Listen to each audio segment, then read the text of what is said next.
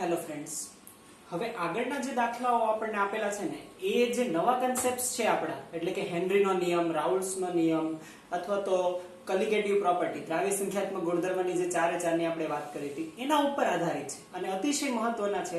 હવે અહીંયા છોકરાઓ કન્ફ્યુઝ ત્યાં થાય કે સર સૂત્ર તો બધા આવડે છે પરંતુ કયા દાખલામાં કયું સૂત્ર મૂકવું, આ સૌથી મોટું કન્ફ્યુઝન થાય. તો અહીંયા બહુ શોર્ટકટ જેવી ટ્રીક છે, એ યાદ રાખીશું તો આઈડિયા આવી જશે કે કયું સૂત્ર વાપરવું, રાઈટ? તો એ એક કીવર્ડ છે, કીવર્ડ ધ્યાનમાં રાખીશું તો સૂત્ર કયું વાપરવું એ સમજાઈ જશે. અને સૂત્ર વાપરતા આવડશે એટલે આપોઆપ દાખલામાં થોડુંક તો આગળ આવડવાનું છે અને દાખલો ડેફિનેટલી આવડશે. તો એ કીવર્ડ શું છે એ નોટ કરતા જઈશું.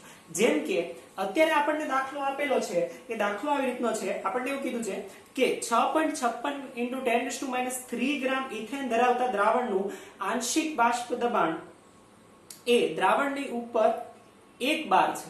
જો દ્રાવણ 5 × 10⁻² ગ્રામ ઇથેન ધરાવતું હોય તો વાયુનું આંશિક દબાણ કેટલું થાય?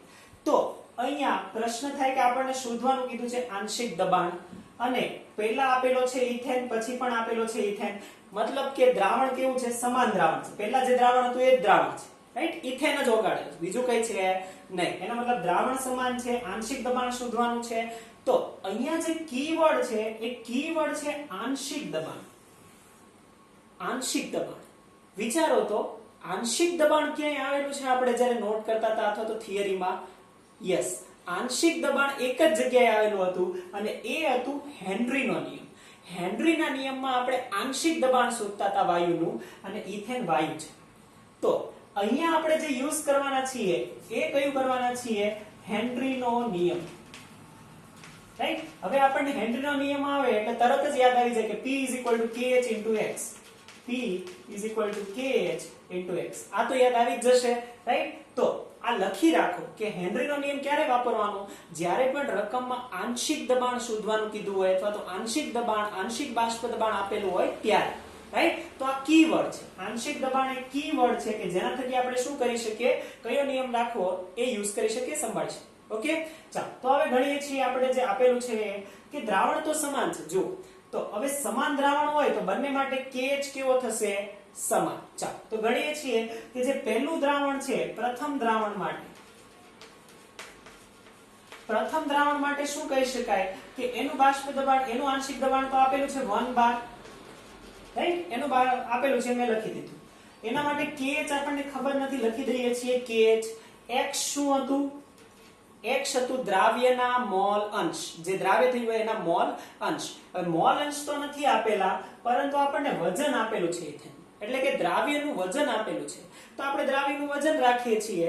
તો દ્રાવ્યનું વજન કેટલું છે? હા, તો મોલ અંશ છે એને થોડુંક આપણે ફેરવી દઈએ તો મોલ અંશ આવી રીતે થાય કે KH × N2/N1 N2 એટલે શું થાય? W2/M2, right? તો એ આપણે અત્યારે રવા દઈએ છીએ. તો આ N2 છે એની જગ્યાએ આપણે લખીશું W2. તો અહીંયા લખી દઈએ છીએ KH × W2/M2 × N1 + N2, right? હવે અત્યારે આ જે છે એની કિંમત આપણે ક્યાંય નહીં મૂકીએ કેમ કે કેન્સલ આઉટ જ થશે. આપણે બંનેને કમ્પેર કરવાના છે એટલા માટે. તો આ જે છે KH ની વેલ્યુ, તો આ જે અત્યારે આ સેમ મૂકે છે અહીંયા, તો W2 આપણને આપેલું છે 6.56 × 10⁻³ છેદમાં M2 × N1 + N2. આની વેલ્યુ નથી ખબર, એઝ ઇટ ઇઝ રવા દો, કોઈ જરૂર નથી. જે બીજું દ્રાવણ છે, સમાન બીજું દ્રાવણ બનાવો. જે બીજું દ્રાવણ છે એમાં ઇથેનનું વજન છે 5 × 10⁻² ગ્રામ છે. તો એને કઈ રીતે નોટ ડાઉન કરી શકીએ?